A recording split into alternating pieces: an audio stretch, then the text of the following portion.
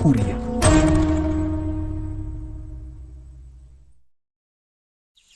Di sebuah hutan yang lebat, hiduplah seorang ibu bernama Dayang Sumbi dan anaknya bernama Sangkuriang. Mereka hidup bersama seekor anjing kesayangan bernama Tumang.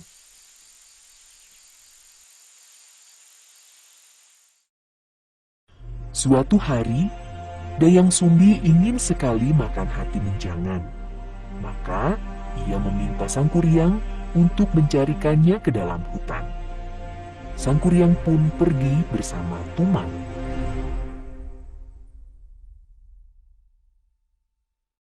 Sayangnya, di hutan sedang tidak ada menjangan.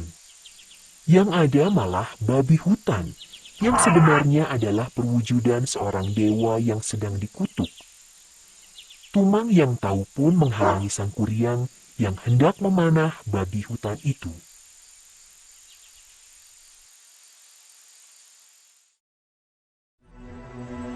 Tiba-tiba, ketika Sangkuriang sedang mengarahkan panahnya ke arah babi hutan, panah itu melesat tepat mengenai jantung anjingnya itu.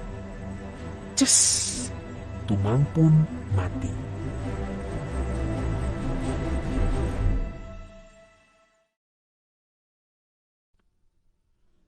Daripada tidak mendapatkan pesanan ibunya, Sangkuriang pun mengambil hati Tumang lalu dibawanya pulang. Di rumah, hati Tumang ia berikan kepada ibunya. Tentu saja ia berbohong bahwa hati itu adalah hati menjangan.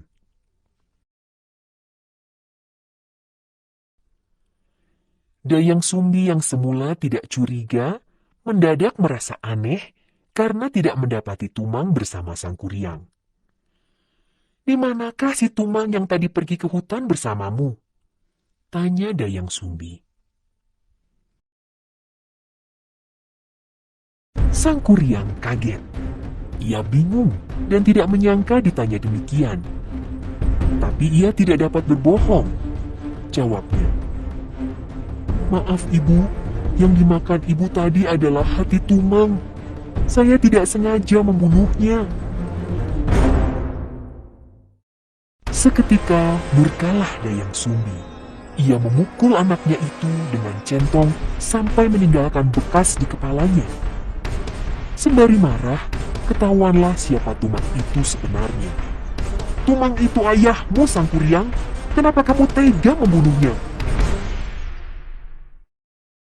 Akibat perbuatannya itu, Sangkuriang pun pergi meninggalkan rumahnya. Ia berkelana keliling dunia, mencari ilmu dan mulai bertumbuh menjadi laki-laki dewasa. Ia juga mengganti namanya menjadi Jaka. Bertahun-tahun kemudian, mampirlah ia ke hutan masa kecilnya. Ia ingin mampir untuk meminta minum kepada pemilik salah satu pondok yang ada di sana. "Nyai, bolehkah saya meminta minum? Saya pengelana yang baru tiba dari pengembaraan yang jauh," pinta Sangkuriang kepada seorang perempuan pemilik pondok. Dayang Sumbi yang masih awet muda menerima tamunya dengan sukacita. "Silahkan masuk, Kisanak. Kalau boleh tahu, siapakah nama Kisanak?" "Nama saya Jaka." Saat itu keduanya belum sadar bahwa mereka adalah ibu dan anak yang terpisah sekian lama. Mereka pun semakin dekat. Suatu hari, Sangkuriang hendak melamar Dayang Sumbi. Tetapi ketika Sangkuriang sedang bekerja, Dayang Sumbi tak sengaja melihat sebuah tanda di kepala Jaka. Dayang Sumbi pun terkejut karena sadar bahwa Jaka adalah Sangkuriang, anak kandungnya. Demi tidak terjadi hal yang tidak diinginkan, saat hendak melamar, Dayang Sumbi mengajukan usul. "Aku ingin kamu buatkan danau dan perahu dalam satu malam." Dengan kesaktiannya, Jaka atau Sang Kuryang pun menyanggupi permintaan Dayang Sumbi yang adalah ibunya.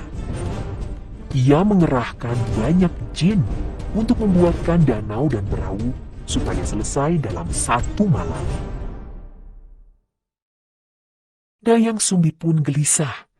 Ia segera berdoa kepada Tuhan Yang Maha Esa agar kerja Sang Kuryang tidak selesai. Tuhan pun mendengar doanya. Bunyi ayam jantan berkokok terdengar, pertanda pagi sudah datang. Para jin yang membantu Sang Kuryang mengira itu sudah pagi, segera kembali ke alamnya. Tinggal Sang Kuryang yang marah karena gagal. Ia pun menendang perahu yang hampir jadi. Perahu itu jatuh menelungkup di suatu tempat dan membentuk sebuah gunung. Kini orang-orang menyebutnya sebagai Gunung Tangkuban Perahu. Selesai.